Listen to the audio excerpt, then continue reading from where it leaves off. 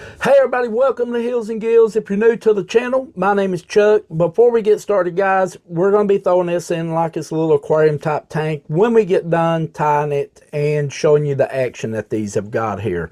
I've already got another one tied. I'll probably tie up 3 or 4 of these to take with me this weekend smallmouth fishing at the river, which they can be used in lakes as well, but these are a killer if you got smallmouth in your river. Black and orange, black and red is some of my favorite colors for smallmouth, and especially like a hair type jig like this right here, whether you're kissing the bottom with it or just swimming it along. And one thing about it, with this extra long tail that it's got on it right here, it's going to have a nice swimming action. You don't have to worry about adding no kind of soft plastic for a trailer on it.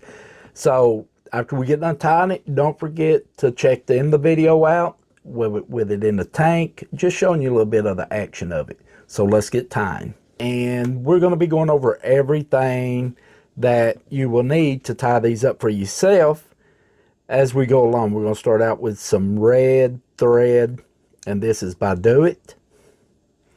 And this is the A in it. We're going to go all the way back, and I call these sickle hooks, right back to where the bend starts, and we're going to come back up about 3/4 ways back up onto the jig here, onto the shank.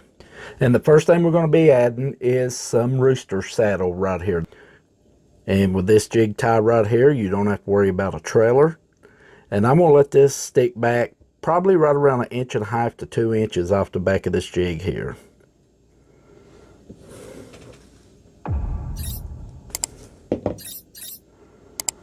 Clean up the end of it a little bit, exposing that stem. Then we're going to lay him right on top of this jig right here. Press down, give him a couple loose turns. Make sure it ain't going to try to twist on me here. And the way I do the best with these like this, I kind of get them straight, laying right across that shaft and push down kind of hard. And then just do some tight wraps right down across it there. And that pretty much locks it into place. Okay, we got our tail on now. Now I'm going to just back this right back up to right back behind the jig head here. Now at this point, this is a smallmouth jig. They are hard hitters. You smallmouth fishermen out there, you know exactly what I'm talking about.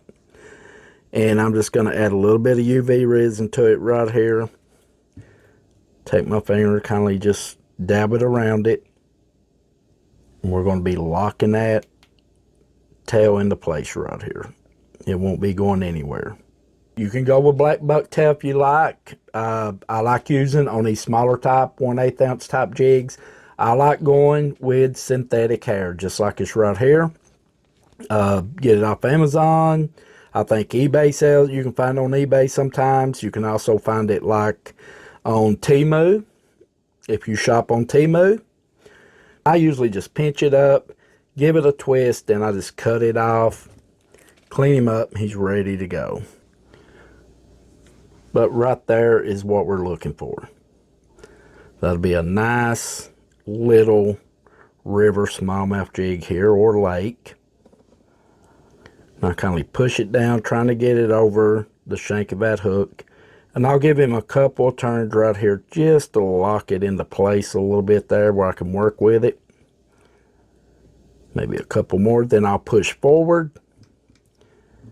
Adjust my jig here. I'll push forward and downward at the same time where it won't slip out of that collar. That way it's going to go all the way around that shank. There's going to be no hook exposed.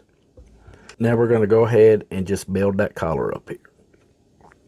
Some nice tight wraps. Locking all that hair into place. And I like using red. I use that on a lot of my jigs because it gives it that wounded look, and especially going with like a reddish, like black jig head and then a red collar, just gives it a little bit of color. Okay, we got that part done. Next up, we're going to go with some black and red flashing right here, and we're just going to go with 3 strands on this. That'll work. That'll be plenty enough for this type of jig. I'm going to lay it right on the side. Just lock him in. And then I want this to go back to right about where the hair ends. Just give him a cut here. Then I'm just going to flip it over and repeat the process right on the other side.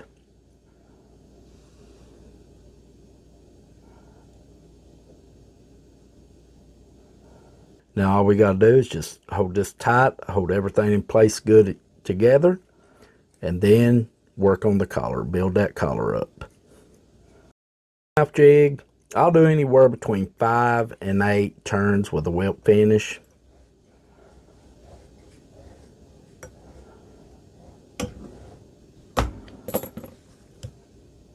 Like on a crappie jig, I'll do 4 or 5 turns, be plenty for them. And next up, put a nice coating of UV resin. If you don't have UV resin, go with you some super glue. My favorite in super glue is like the Loctite. It works very well. That's what I really started out when I first started tying jigs. Right here's what I used all the time. Then we're going to hit him with the UV light. Next up, we're going to throw it in the water tank, and I just want to show you the action that this little jig has got here.